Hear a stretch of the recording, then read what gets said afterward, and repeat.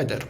In this video we are going to be taking a look at this night light with a photocell. Obviously it needs to know when it's dark or sunny outside, from Comtec. So let's get this thingy out of the box. This is actually a 2-in-1. It's an emergency light, so when your power is off for some reason to that particular socket, this thing can turn on, or this thingy can be just a simple night light when it's dark outside. So it's a dual purpose. As you can see, it has a 3.7 lithium battery, 600 milliamp hours, and in theory it works for about 3 hours if you don't have power anymore coming into it. So let's get it out of the box.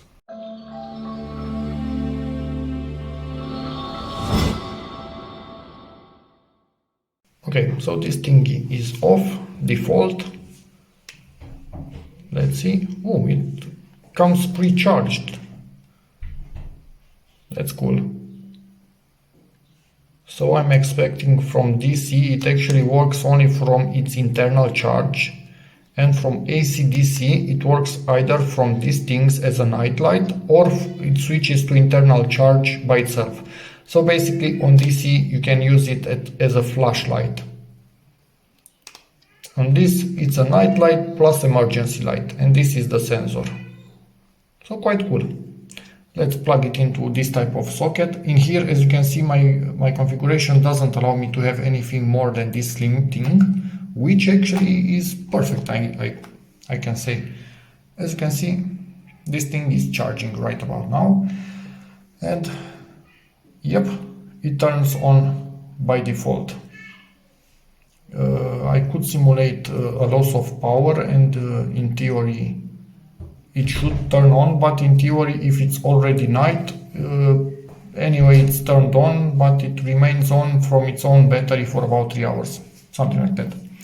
But most likely I will put it like this in reverse, but as you can see that means it will trigger a bit sooner. So, and yeah, I have this text on it which I will see all the time, so most likely it will stay like this in the end. Doesn't really affect the way I can press on the buttons at all. Quite happy about it. Yep, this thing is decently looking. As you can see, it's quite slim as one of the switches in here. So yeah, let me show you how it looks like in deeper sockets, because this is extremely shallow. A bit of a deeper socket, but obviously as you can see I will not be able to use it in here because it will cover the switches. It would look something like this, even better than what it was in the other side, but yeah, not usable. If your socket is in this orientation, then it's perfect even in here. Let's go to an even deeper one. Yeah, so basically we have the same situation, cannot be used in here. If the holes would be like this, it would work. Let me get some light in here, but it's not. So like this, yeah, it fits quite well and it looks quite good. But for me, yeah, I could use the switch right next to it, but it's annoying. But obviously you could put it in a socket where you don't have a switch, but if you have a secondary socket, it will cover it. So the orientation is quite important. But for that type of sockets that they are just one unit, this is, I think, the best that I've seen online, honestly. So for me, it will be at the front door where I showed it to you first, and I will get back to you to tell you how good this thing lights up the whole way during the night. But from what I see, honestly, this thing is bright. This is really bright. And yes, I don't really recommend this type of light for sleeping because it's not a warm white. And for sleeping you want warm white. This is cold white, so this is for a hallway or something like that, not for a bedroom in my opinion. So yeah, that's that. Let's continue with me telling you how this fares in the night time. Just remember to tell you about the overall construction. It's nothing to write home about. As you can see, a bit of a mismatch in here, but nothing dangerous, so I wouldn't be afraid to use it. It's not bad, it's not great. It's there. It's usable, and that's about it.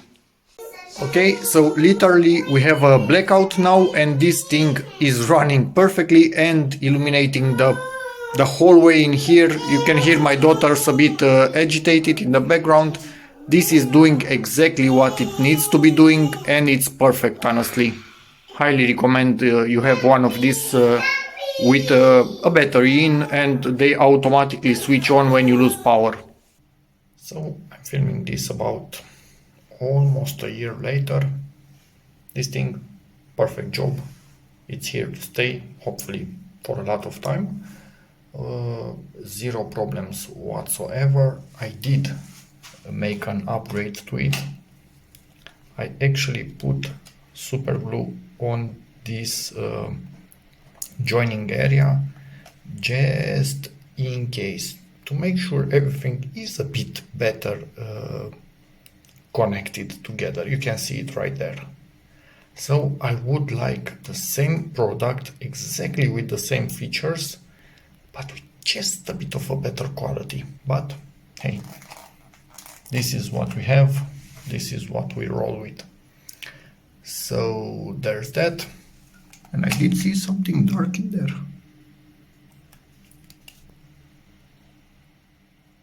That's a bit weird.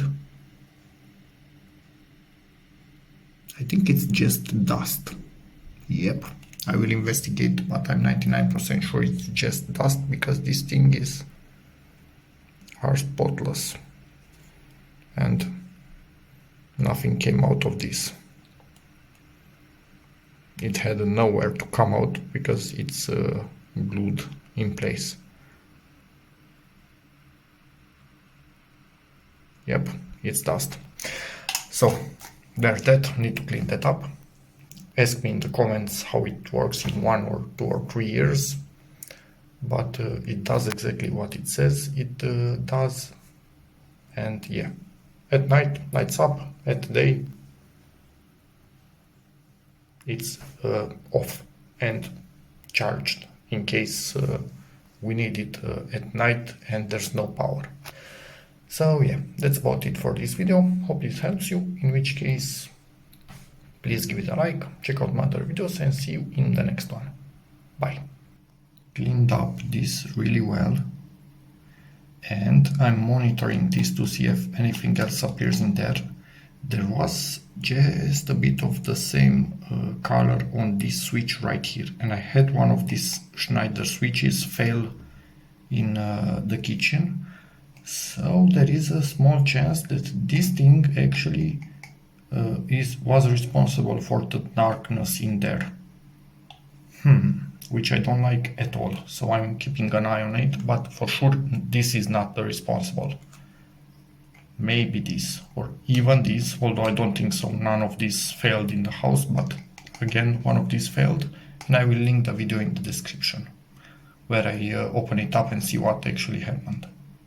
So yeah, there's that. But this thing, I have absolutely no reason to think that it did something, because it doesn't have anything on it anywhere apart from directly close to this, which is close to this. So yeah, there's that. Okay, so I couldn't help myself and opened up this thing. Of course, I don't have power here at the moment, but yeah. So we have, as you can see, a bit of these fumes right here on this side, but they don't look like they originated from inside of this. But neither did they originated from anywhere in here. So, and neither did they originate from the switch. So I have no idea where these fumes came from, or is it just dust? Really thin dust, and they are not actually fumes like they were on the one from the kitchen that failed, the switch. I literally don't know. Inside of it, as you can see, no traces of any fumes or something like that, so it's clearly not from inside of this. I don't know. It's weird. They were just between this plastic and the night light. So could it be that just because this is heating up a tiny bit, it's actually moving air? Because anything that's a bit hot, I don't know, a few degrees above ambient temperature, will make air move. And air is moving between these things, and basically it's just trapping in there really fine dust. I literally don't know at this point. I will keep my eye on these things for sure, on all of them. This, again, it's doing exactly what it should be doing. I wish it were a bit stiffer plastic, so I don't need to put glue in here just to make sure it's impossible for it to come apart, although it has a screw right here. If you would push on this, you would see it's cracking up just a tiny bit on the connection joint, but now with glue nothing is moving anywhere.